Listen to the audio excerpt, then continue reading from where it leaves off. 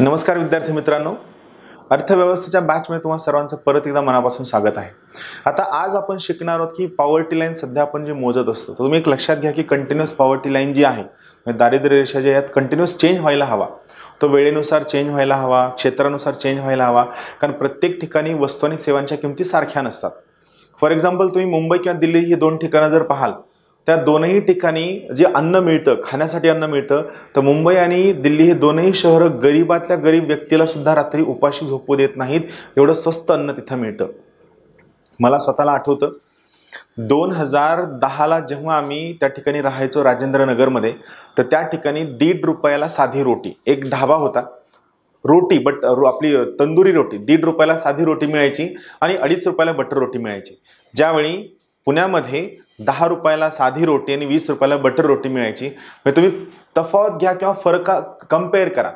Same मुंबईमध्ये सुद्धा तुम्हाला आजही 10 रुपयामध्ये पोटभर जेवण मिळतं, जे पुण्यामध्ये मिळू शकत नाही। तर काय होतं की हे जे दारिद्र्य आहे, हे दारिद्र्य क्षेत्रानुसार, रिजननुसार, प्लेसनुसार आणि वेळेनुसार कंटिन्युअस बदलत जातं। मग आपण जर समजा हे दारिद्र्य किंवा गरिबी मोजत असताना एक फिक्स आकडा काउंट केला, आपण त्यानुसार जर काम करायला सुरू केलं, तर काय होतं की आपली दारिद्र्य रेषा रिलिव्हंट राहत नाही, त्याला ॲक्सेप्टन्स राहत नाही आणि मग काय होतं की तुमची सगळी धोरणं चुकायला सुरू होतात।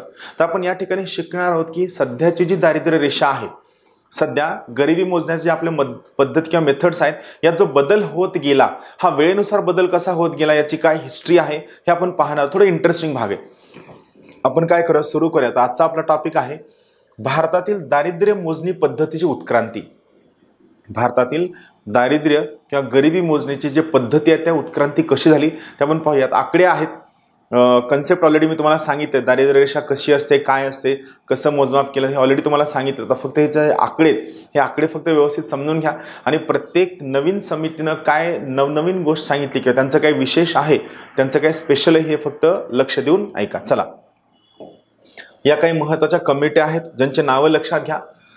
PD ओझा कमिटी होती, याचं मेन काम होतं इस्टिमेशन ऑफ पॉवर्टी, म्हणजे दारिद्र्य मोजणी। दुसरी 1971ची कमिटी होती दांडेकर आणि रथ कमिटी, यांचं काम होतं दारिद्र्याची मोजणी करणं। मिन्हास कार्यगट दारिद्र्याची मोजणी। वर्धन ग्रामीण दारिद्र्याची मोजणी, इथं तुम्हाला काय लक्षात ठेवायचं आहे, ग्रामीण दारिद्र्याची मोजणी। अलग कार्यगट 1979चा होता। लकडवाला कार्यगट 1993चा होता। नियोजन आयोगाद्वारे दारिद्र्याची मोजणी, त्यानंतर सुरेश तेंडुलकर तज्ञ गट 2009 आणि त्यानंतर लेटेस्ट मध्ये असणारा तो म्हणजे आपला सी रंगराजन पॅनल। तर या सगळ्यांचे काय रिकमेंडेशन्स आहेत आपण समजून घेऊया। चला, सगळ्यात अगोदर आपण पाहूया दारिद्र्य मोजणीचं PD ओझा समिती। PD ओझा समिती यांची दारिद्र्य मोजणी पहा। आता बेसिक काय आहे, सगळ्यात सुरुवातीला जेव्हा PD ओझा समिती दारिद्र्याची मोजणी करत होती, तेव्हा सर्वात महत्त्वाचा निकष होता तो म्हणजे कॅलरी उपभोग, ज्याला आपण काय म्हणतो, उष्मांक उपभोग। उष्मांक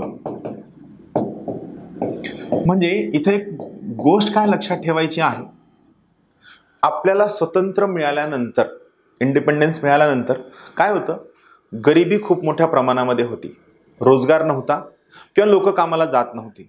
शेती जी होती ही खूप प्रायमेटिव्ह प्राथमिक स्तरावरची होती आणि भारतीय नागरिकांना आवश्यक असणाऱ्या ज्या सर्व सेवा होत्या, आरोग्य असेल, शिक्षण असेल, दळणवळण असेल, या सर्व सेवांची जी काळजी आहे, ही काळजी सरकार स्वतः करायचं। त्यामुळे स्वातंत्र्यानंतरच्या काळामध्ये भारतीय व्यक्तीचा जो महत्त्वाचा खर्चाचा घटक होता, तो होता अन्न। मग त्या ठिकाणी किती वस्तू आणि किती सेवा लागणार आहेत हे काउंट न करता, एका व्यक्तीला एका दिवसामध्ये काम करत असताना किती कॅलरी कंझ्युम कराव्या लागतात, त्याच्या किती कॅलरीज कंझ्युम होतात, त्याचा किती उष्मांक कंझ्युम होतो आणि उष्मांक परचेस करण्यासाठी म्हणजे त्या कॅलरी मिळवण्यासाठी त्यानं कोणतं अन्न खायला हवं, ते अन्न खाण्यासाठी त्यांना त्याला खरेदी करावं लागेल। मग त्यांना खरेदी करण्यासाठी त्याला किती पैसे खर्च करावे लागतील, ते पैसे म्हणजे दारिद्र्य रेषा असं मानण्यात आलं। परत एकदा सांगतो, स्वातंत्र्यानंतरच्या काळातल्या परिस्थितीचा विचार केला असता सेवा इतर सर्व गोष्टी सरकार देईल असं गृहीत धरलं जात होतं। त्यामुळे एखाद्या व्यक्तीचं जे गरिबी आहे हे मोजत असताना त्या व्यक्तीला किती कॅलरी लागतील कंझम्पशनसाठी, तो सगळ्यात मेन गट होता। मग या कॅलरी ज्या त्याला कंझ्युम कराव्या लागत होत्या, या कॅलरीज विकत घेण्यासाठी त्याला किती पैसे लागतील, त्या कॅलरी ज्या अन्नधान्यामधून मिळतील त्या अन्नधान्य विकत घेण्यासाठी त्याला किती पैसे लागतील, ते पैसे म्हणजे दारिद्र्य रेषा असं ठरविण्यात आलं सुरुवातीच्या काही काळामध्ये. नंतर यामध्ये हळूहळू बदल होत गेला. तो बदल कसा झाला ते सुद्धा आपण पाहणार आहोत. तर इथं पाहूया चला. PD ओझा समितीने दारिद्र्य मोजणी करताना काय सांगितलं, दर डोई प्रतिदिन म्हणजे प्रति व्यक्ती प्रतिदिन 2250 कॅलरी उपभोगाच्या आधारावरती दारिद्र्याचं मोजमाप करण्यात आलं. 2250 आलं लक्षात. आता मला सांगा इथं सगळ्यात मोठी चूक काय, 2250 कॅलरी, पण शहरामध्ये बैठक काम करणारा व्यक्ती आणि ग्रामीण भागामध्ये शेतामध्ये काम करणारा व्यक्ती या दोघांचा जर विचार केला तर मला सांगा दोघांना एका दिवसामध्ये समान कॅलरी लागणार आहेत का? नाही. शेतामध्ये काम करणारा जो व्यक्ती आहे याला जास्त कॅलरीज लागणार आहेत ॲज कम्पेअर्ड टू बैठक काम करणारा व्यक्ती. मग 2250 कॅलरी हा एकच निकष आपण वापरला तर ऑटोमॅटिकली त्यामध्ये काय फॉल्ट लाईन येतात. किंवा शहरामध्ये बैठक काम करणारा व्यक्ती व शहरामध्ये ड्रेनेजचं किंवा इतर महत्त्वाचं मजुरी काम करणारा व्यक्ती या दोघांना सुद्धा लागणाऱ्या कॅलरीचं कन्झम्पशन वेगवेगळे असणार आहे. मग यावेळी आपण जर एकच कॅलरी गट किंवा आपण एकच जर त्या ठिकाणी एकच लाईन वापरली तर त्याचा आपला चुकीचा मेसेज जाऊ शकतो. यामुळे PD ओझा समितीला नंतर नाकारण्यात आलं. पण आपण अगोदर काय करूया, त्यांनी दिलेलं जे रिकमेंडेशन्स आहेत त्या आपण पाहूया. दर डोई प्रतिदिन 2250 कॅलरी उपभोगाच्या आधारावरती दारिद्र्याचं मोजमाप करण्यात आलं. यामध्ये या मोजणीनुसार 1960-61 मध्ये जे दारिद्र्याचं प्रमाण होतं ते काय होतं, राष्ट्रीय स्तरावरती भारतामध्ये 44% लोक दारिद्र्य रेषेखाली होते. ग्रामीण भागामध्ये हा सेम स्तर 51.8% होता, तर शहरी भागामध्ये हा सेम स्तर 7.6% होता. म्हणजे विचार करा, शहरी भागामध्ये त्या काळी कुणीच गरीब नव्हतं. आलं. मग या समितीच्या मोजणीनुसार 60 नंतर 7 वर्षांनी 1967-68 मध्ये ग्रामीण भागातील दारिद्र्य वाढून 70% झालं. 60-61च्या तुलनेत 67-68 मध्ये पोषण विषयक कमतरता अधिक प्रमाणामध्ये होती. का? त्यावेळेस आलेले सगळे दुष्काळ आणि इतर कारणांमुळे, आणि यामुळे दारिद्र्याचं प्रमाण वाढलं. म्हणजे बाकी कोणताही घटक लक्षात न घेता त्या ठिकाणी दुष्काळ आला, मान्सून फेल गेला की दारिद्र्य वाढायचं, आणि दुष्काळ नसेल, मान्सून चांगला झाला, शेती उत्पन्न चांगलं झालं, लोकांना चांगलं अन्नधान्य मिळालं तर दारिद्र्य कमी झालेलं असेल. या सोयीनं दारिद्र्याचं मोजमाप सर्वात सुरुवातीला PD ओझा समितीने केलं. त्यानंतर दुसरी कमिटी दांडेकर आणि रथ कमिटी. दांडेकर आणि रथ कमिटी यांनी काय केलं, दर डोई दर दिन 2250 कॅलरी उपभोगाला पोषण पातळी ठरवून दारिद्र्याचं मोजमाप केलं. त्यांनी सुद्धा काय केलं, 2250 कॅलरी हाच घटक वापरला. आता यामध्ये त्यांनी 1968-69 मध्ये काही महत्त्वाचे घटक मांडले. तर त्यांचं काय रिकमेंडेशन होतं, त्यांच्या मोजमापानुसार ग्रामीण भागामध्ये जवळपास 40% लोक दारिद्र्य होते, तर शहरी भागामध्ये सेम प्रमाण 50% होतं. राष्ट्रीय स्तरावरील दारिद्र्याचं प्रमाण जवळपास 41% होतं. म्हणजे जवळपास त्यांनी सेम घटक वापरल्यामुळं त्या ठिकाणी जे मोजमाप होतं ते जवळपास सेम येत होतं. आता इथं काय लक्षात ठेवायचं आहे, किमान कॅलरी उपभोगाची संकल्पना सर्वप्रथम दांडेकर आणि रथ यांनी 1971 मध्ये मांडली. हा पॉइंट जो आहे यावर खूपदा प्रश्न आलेला आहे, त्यामुळे मी हे ॲज इट इज घेतलेला आहे. लक्षात घ्या, किमान कॅलरी उपभोग म्हणजे एखाद्या व्यक्तीला त्याचं आयुष्य जगण्यासाठी तो जे काम करतो हे सगळं काम मॅनेज होऊन त्याला पुढच्या गरजा भागविण्यासाठी कमीत कमी किती कॅलरीज लागतात, ही किमान कॅलरी उपभोगाची संकल्पना दांडेकर आणि रथ यांनी 1971 साली मांडली. मग त्यानंतर पुढची महत्त्वाची मोजणी झाली ती मिन्हास यांनी केली. मिन्हास कार्यगट.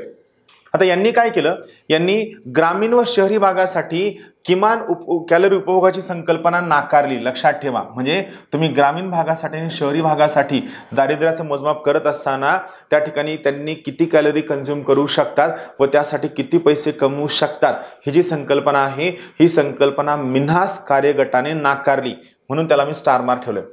दारिद्र्य रेषा ठरविण्यासाठी दर डोई किमान वार्षिक उपभोग खर्च 240 रुपये ठरविण्यात आला. 240 रुपये. त्यांनी काय केलं, ग्रामीण आणि शहरीमध्ये किती पैसे लागतील हा फरक नाही केला. त्यांनी सरळ सरळ सांगितलं की दर डोई दर वर्षी, इथं त्यांनी काय केलं, वार्षिक उपभोग खर्च मांडला. दर डोई दर दिवस नाही मांडला. काय मांडला, दर डोई दर वर्षी कमीत कमी 240 रुपये जो कमवू शकत असेल तो दारिद्र्य रेषेखाली नसेल, व जो व्यक्ती एवढे कमवू शकत नसेल तो व्यक्ती मात्र दारिद्र्य रेषेखाली असेल असं त्यांनी सांगितलं. यानुसार 1967-68 साली भारतातील दारिद्र्याचं प्रमाण 50.6% एवढं होतं. पहिल्या 2 कमिटीनुसार ते जे 40% होतं ते परत काय झालं 50.6% झालं. यामध्ये याच्या अगोदरचे प्रमाण 1956-57 मध्ये हे सेम प्रमाण 65% होतं. किती होतं? 65% होतं. 67-68 मध्ये 50.6% का झालं होतं? तर कृषी क्षेत्रामध्ये केल्या गेलेल्या चांगल्या कामगिरीमुळे, थोडक्यात काय जे आपण म्हणतो हरित क्रांती, या हरित क्रांतीमुळे थोडक्यात काय झालं?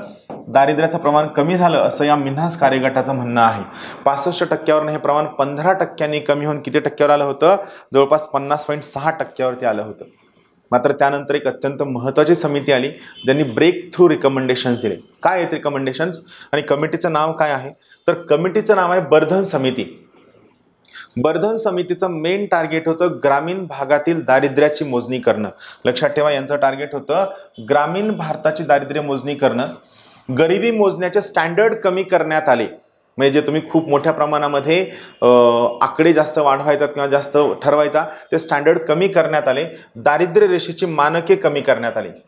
ग्रामीण भागामध्ये दर डोई दरमहा 15 रुपये ही दारिद्र्य रेषा ठरविण्यात आली. लक्षात ठेवा, स्टार मार्क करतो. बर्धन समितीनुसार ग्रामीण भागामध्ये दर डोई दरमहा 15 रुपये ही दारिद्र्य रेषा ठरविण्यात आली. शहरी भागामध्ये दर डोई दरमहा 18 रुपये ही दारिद्र्य रेषा ठरविण्यात आली. लक्षात ठेवा दोन्हीमधला फरक.